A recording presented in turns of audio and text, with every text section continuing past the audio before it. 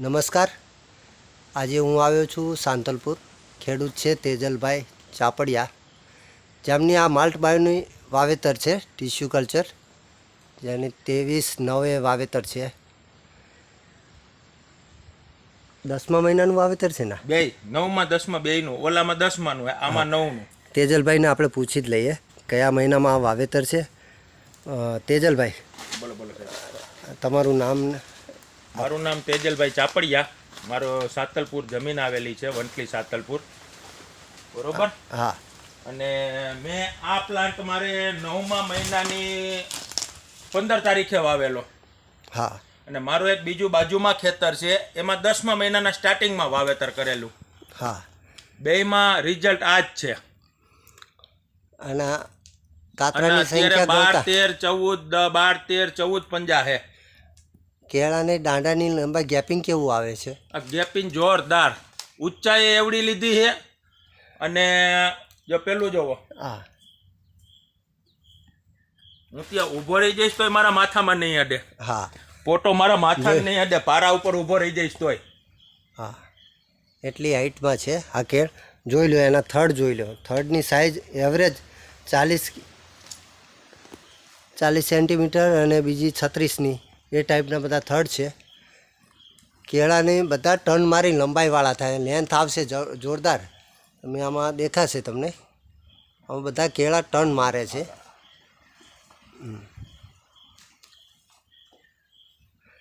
રસિકભાઈ, તમને માલ્ટ બાયોનું થોડા પ્લાન્ટ તમે ટ્રાય કર્યા હતા, તો આ વર્ષે પણ તમને કેવું લાગ્યું કે ના માલ્ટ બાયોનું તમને આ રિઝલ્ટ તેજલભાઈનું જોયા પછી કેવું લાગે છે? હજુ બહુ એકલા છે માલ્ટ બાયોનું રિઝલ્ટ. આ તો આપણે સામે જ છે ને. હા. અત્યારે જે છે એ અત્યારે ચોખ્ખું જ દેખાય છે. અને માલ્ટ બાયોના ટીસ્યુ લેવા જેવા છે ને? અરે એક નંબર. મલ્ટ બાયોનો ટીસ્યુ અને મલ્ટ બાયોની લૂમ અત્યારે આ જોઈએ એટલે આના જેવી કે હજી આપણે લૂમ નથી જોઈ, મલ્ટ બાયો જેવી. સરસ. રસિકભાઈ, આગળ આપણે જોઈએ બીજા. જોઈ લો, એક એક નિંગલ પડી ગયું છે. આ 23, આ 10મા મહિનાનું છે ને આ વાવેતર? આ 9માનું છે. ઓકે, આ 9મા મહિનાનું, સપ્ટેમ્બર મહિનાનું વાવેતર છે.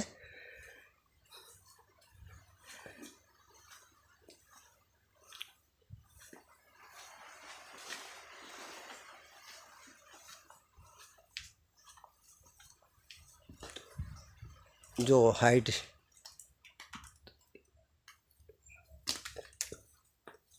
આમાં 2 પાક લીધેલા હતા. પહેલાં માંડવી લઈ લીધી.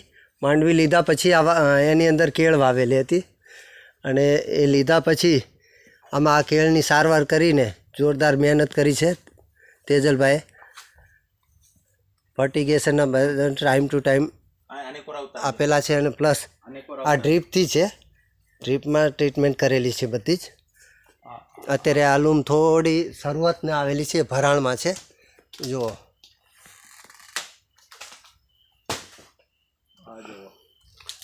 આ જોઈ લો. કેળાની સંખ્યા 1, 2, 3, 4, 5, 6, 7, 8, 9, 10, 11, 12, 13, 14, 15 ફણી છે આમાં.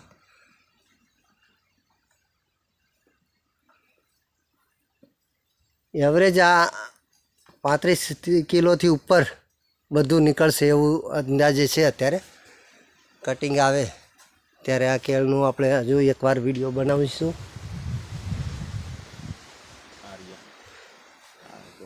જોઈ લો, કેળની હાઈટ છે એ પ્રમાણે લૂમ છેક નીચે આવી ગઈ છે.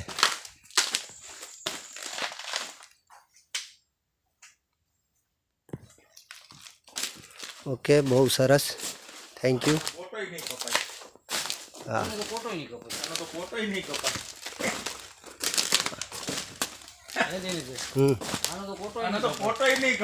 હા.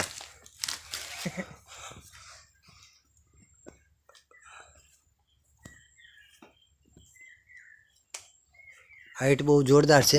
લગભગ હાઈટ છે નાની 12 થી 14 ફૂટ હાઈટ છે. ત્યાંથી લૂમ નીકળેલી છે. સરસ. આની પર રહ્યા